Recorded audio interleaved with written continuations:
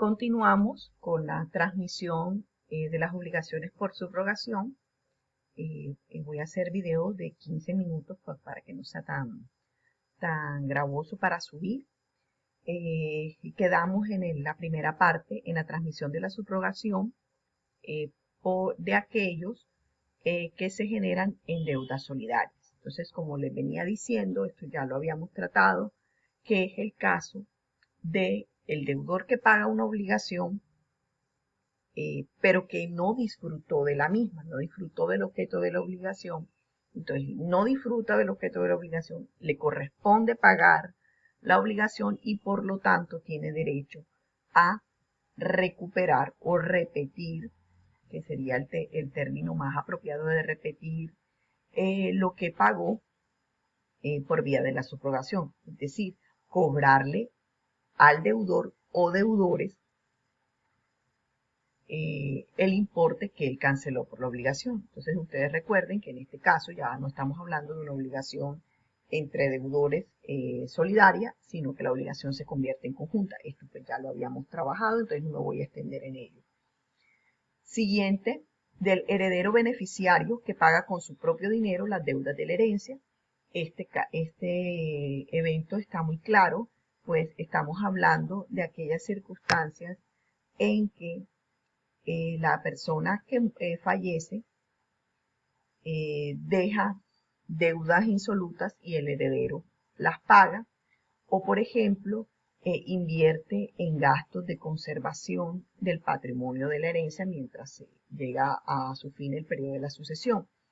Entonces, en estos casos, el heredero que paga alguna deuda propia de la herencia entra dentro de la masa herencial no solo como heredero, sino también entra en una doble condición que es la de acreedor. La siguiente situación es del que paga una deuda ajena consintiéndolo expresa o tácitamente el deudor. Entonces el que paga por otro por distintas circunstancias y entonces este que paga una deuda ajena, por ejemplo un hermano que paga una obligación de otro, y miren que la palabra clave aquí es consentimiento, es decir, el deudor sabe, y no solamente sabe, sino que acepta que haya un tercero que pague por él. Al acreedor le interesa que le paguen, pero en este caso, el deudor deberá consentirlo para que se dé el fenómeno de la subrogación. Si el deudor no consiente, es decir, no ha autorizado de manera expresa o con su conducta lo ha aceptado, pues simplemente el fenómeno de la subrogación no se da. Es importante que el deudor consienta, manifieste su voluntad de manera expresa o de manera tácita para que se dé el fenómeno de la subrogación. Importante siempre tener presente. ¿Qué pasa si el deudor no sabe que hay otra persona que está pagando por él?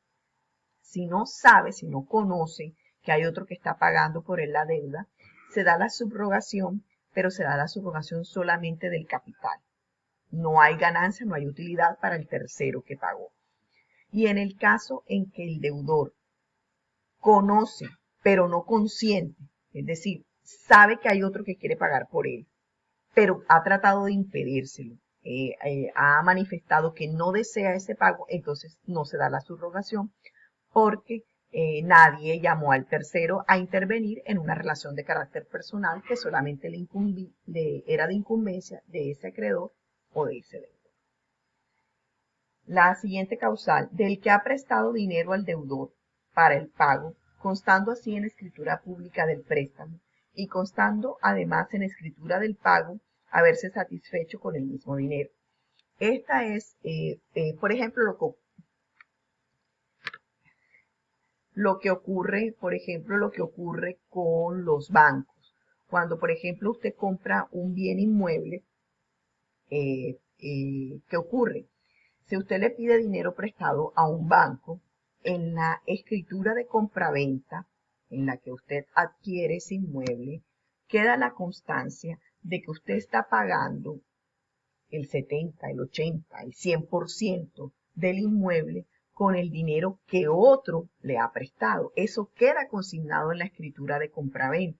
Entonces, ya es el solo hecho de que quede consignado en la escritura de compraventa, hay una subrogación automática de la obligación. Es decir, la obligación que usted tenía con el vendedor del inmueble, que era el pago del precio, se traslada al banco, que fue el que le prestó el dinero, y así ha quedado la constancia en la misma escritura. El siguiente caso, y es el último que nos presenta el Código Civil, el implícito en la disolución de sociedades y en general de las corporaciones y fundaciones. Es decir, cuando una persona jurídica de carácter civil o comercial se liquida o queda disuelta, entonces en estos casos, dependiendo de los estatutos de esta persona jurídica, los créditos que tenía a su favor pasan al mecanismo establecido por los estatutos. Por ejemplo, si fue que la persona jurídica fue adquirida por otro, entonces el nuevo adquirente, ese adquiere los créditos a favor. Entonces todo el fenómeno de las obligaciones que se dan en este caso, o cuando hay fusión de sociedades, la sociedad absorbente queda favorecida con los créditos de la sociedad que ha absorbido. Entonces, esto es lo propio de las personas jurídicas, que en este caso la liquidación, y es decir, quién va a ser el nuevo acreedor de los créditos a favor, va a depender de manera directa de lo que establezcan los estatutos. Bueno, siguiente forma de transmisión de las obligaciones, recuerden, estamos en la parte activa, es decir, la del acreedor, y es por cesión voluntaria. En este caso, estamos frente a una convención, un acto jurídico convencional, donde se pone de acuerdo el acreedor con otra persona que desea adquirir los derechos que ese acreedor tiene.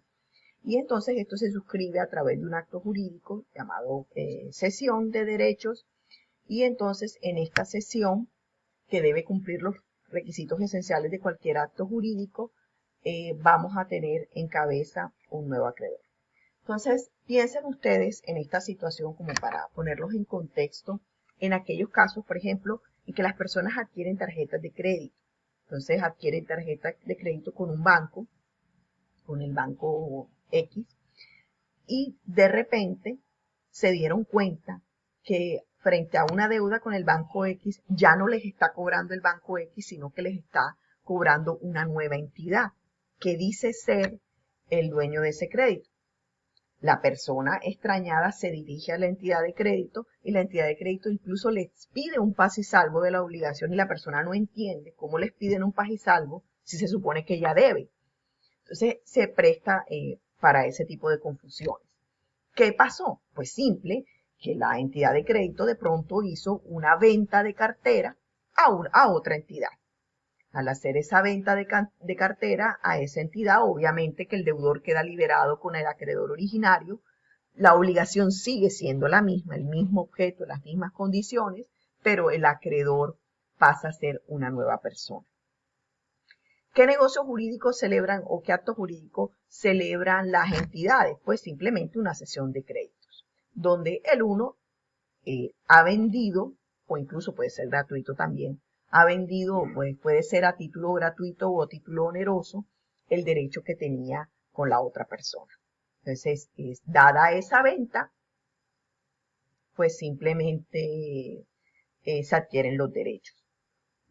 Importante, el deudor no requiere ser notificado, mas no significa que se le deba pedir permiso al deudor, porque muchas personas ocurre este fenómeno de la cesión de derechos y creen que el acto es inválido porque no le pidieron permiso. Al deudor no hay que pedirle permiso, al deudor sí lo que hay que hacer es notificarlo de la cesión de los derechos. ¿Por qué? Porque el deudor debe saber entonces a quién se le debe hacer el pago de la obligación. ¿Qué es lo que se transmite? Se transmite la obligación en su esencia, las excepciones que se hayan establecido de carácter real, es decir, las excepciones que caen sobre el objeto.